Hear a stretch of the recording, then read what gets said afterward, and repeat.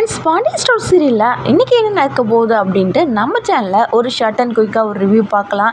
இப்போ என்ன நடக்குது அப்படின்னு பார்த்தீங்கன்னா, ராஜியும் அரசியும் சோபாவில் உட்காந்துட்டு இருக்காங்க. பாண்டியன் கடையெல்லாம் முடிச்சுட்டு வீட்டுக்கு வராங்க. வீட்டுக்கு வந்தவொடனே கோமதின்னு கூப்பிட்றாங்க. கோமதியும் வராங்க, தங்கமயிலும் வராங்க.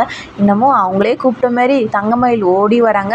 உடனே ஓடி வந்தவொடனே, மாமா உங்களுக்கு தண்ணி எடுத்துகிட்டு வரட்டுமா அப்படின்ட்டு அக்கறையாக கேட்குறாங்க. தண்ணி எடுத்துகிட்டு வந்து புடவை முந்தானி பிடிச்சி அப்படியே கீழே குனிஞ்சு பாண்டியனுக்கு கொடுக்குறாங்க. உடனே கோமதிக்கு செம்ம கோவங்க. யாருக்காக இருந்தாலும் கோவம் வரும் தான். கோமதிக்கு உடம்பு சரியில்லைனா பரவாயில்ல, அவருடைய வேலையெல்லாம் அவங்க செய்யலாம். பொண்டாட்டி இருக்கிறப்ப வேலை செய்கிறப்ப யாருக்காக இருந்தாலும் கோவம் வரும். கண்டிப்பாக கோமதிக்கு செம்ம கோவங்க. உடனே பாண்டியன் என்ன பண்ணுறாருன்னா, கடையில் எவ்வளோ காசு வந்தது அந்த பேகை கோமதி கையில் கொடுக்குறாங்க. உடனே தங்கமயில் அந்த பேகை வாங்கிக்கிறாங்க. வாங்கின உடனே கோமதிக்கு செம்ம கோவம் வந்துடுச்சு. இப்போ எதுக்கு நீ பேகை வாங்கின அப்படின்ட்டு கோமதி கேட்குறாங்க. அது இல்லைங்க அத்தை, உங்களுக்கு வேலை சிரமமாக இருக்கும், கஷ்டமாக இருக்கும், அதனால தான் நானே செய்யலான்ட்டு பேகை வாங்கினேன் அப்படின்ட்டு சொல்கிறாங்க. சரி, பீரோ எங்கே இருக்குன்னு தெரியுமா, இது எங்கே எடுத்துகிட்டு போய் வைப்பேன் அப்படின்ட்டு கேட்குறாங்க. உடனே உங்கள் ரூமில் தான் அத்தை பீரோ இருக்கும், அங்கே வைப்பேன் அப்படின்ட்டு சொல்கிறாங்க. சாவி எங்கே இருக்குன்னு தெரியுமா, சொல்லுங்கள் அத்தை, சாவி எங்கே இருக்குன்னு சொல்லுங்கள், நான் கண்டிப்பாக வச்சிடறேன் அப்படின்ட்டு சொல்கிறாங்க.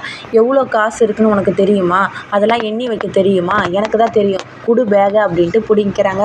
உடனே பாண்டியன் கேட்குறாங்க, எதுக்கு இப்போ மயிலை திட்டிகிட்டே இருக்க அப்படின்ட்டு பாண்டியன் கோவப்படுறாங்க. பின் என்னங்க அவள் பண்ணுறதெல்லாம் பாரு அப்படின்ட்டு. சரி விடு, உன்னுடைய வேலை தானே மிச்சம் பண்ணுறா அப்படின்ட்டு பாண்டியன் சொல்கிறாங்க. உடனே ராஜி சொல்கிறாங்க, இல்லைங்க மாமா, அத்தைக்கு காலையிலேருந்தே ஒரே தலைவலி, அதனால தான் அவங்க கோவமாக சிடுன்னு இருக்காங்க அப்படின்ட்டு ராஜி சொல்கிறாங்க. உடனே சரவணன் வராங்க. என்னப்பா உங்கள் மூஞ்செல்லாம் ரொம்பவே டல்லாக இருக்குது, சோகமாக இருக்குது, ஏதாச்சும் உடம்புக்கு முடியலையா அப்படின்ட்டு சரவணன் கேட்குறாங்க. ஆமாண்டா சரவணா, பார்த்தீங்களா இத்தனை பேர் இருக்கீங்க, யாராச்சும் என்னை பார்த்து என்ன ஆச்சுன்னு கேட்டிங்களா, சரவணனுக்கு தான் என்னுடைய உடம்பு, என்னுடைய பிரச்சனை என்னன்னு தெரியுது அப்படின்ட்டு சரவணனா பெருமையாக பேசுகிறாங்க. உடனே தங்கமயில் பற்றி பேசுகிறாங்க. இன்றைக்கி கடைக்கு சாப்பாடு எடுத்துகிட்டு என்னுடைய வேலை எல்லாமே மிச்சம் பண்ணிட்டா, எந்த வேலையுமே பெண்டிங்லே இல்லை, அன்பு அக்கறையுமா சாப்பாடு எல்லாமே பரிமாறினா அப்படின்ட்டு பெருமையாக பேசிகிட்டு இருக்காங்க. இதை கேட்டவொடனே கோமதிக்கு செம கோவம் வருது.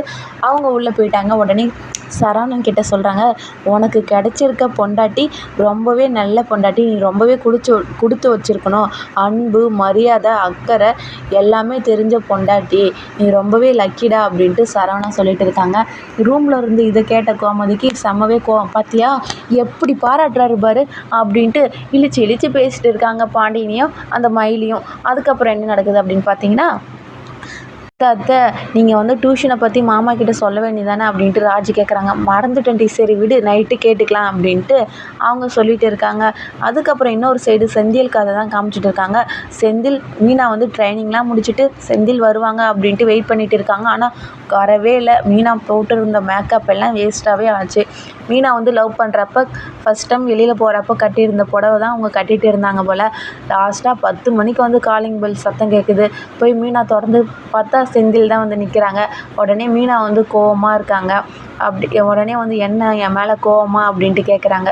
கோவம்லாம் ஒன்றும் இல்லை, வருத்தம் தான் அப்படின்ட்டு ரொம்பவே ஃபீல் பண்ணி சொல்கிறாங்க. அவங்க மீனா ரொம்பவே நல்ல கேரக்டர். உண்மையாலுமே நானாக இருந்தால் ரொம்பவே கோவம் போடுவேன், சண்டை போடுவேன். ஆனால் மீனா ஒரு நல்ல கேரக்டருங்க.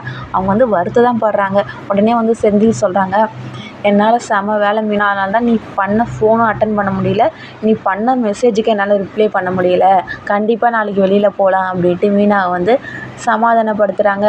அதுக்கப்புறம் நைட்டு என்ன நடக்குதுன்னா, இவங்களுடைய கதையை காமிக்கிறாங்க. கோமதி பாண்டியன், எதுக்குங்க நீங்கள் இப்படி பண்ணுறீங்க, எப்படி உங்கள் மருமகள் தான் புகழ்ந்து தள்ளுறீங்க, ஆமாம் அவள் அன்பாக இருக்கா அக்கறையாக இருக்கா, அதை தானே சொன்னேன், இது உன்னால் பொறுத்துக்க முடியலையா அப்படின்ட்டு கோமதி கிட்ட சொல்லிட்டு இருக்காங்க. அதோட இன்றைக்கான கதையை முடிக்கிறாங்க. இந்த வீடியோ முடிச்சிருந்தால் மறக்காமல் சேனலை சப்ஸ்கிரைப் பண்ணுங்கள், லைக் பண்ணுங்கள், ஷேர் பண்ணுங்கள், கமெண்ட் பண்ணுங்கள். தேங்க்யூ ஃபார் வாட்சிங் ஃப்ரெண்ட்ஸ்.